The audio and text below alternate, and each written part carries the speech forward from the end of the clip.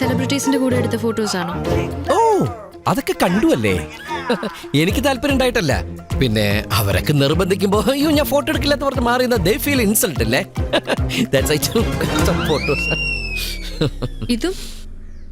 ഇതും അങ്ങനെ എടുത്തതാണോ? Yes.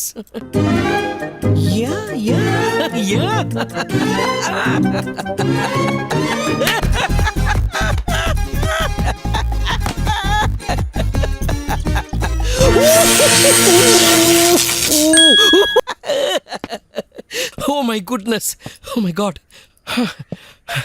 Madam തുസൈഡ്സ് wax museum, London. കേട്ടിട്ടില്ലേ? ആക്ച്വലി ഇത് ഗാന്ധിജിയുടെ മെഴുകു പ്രതിമയാണ്.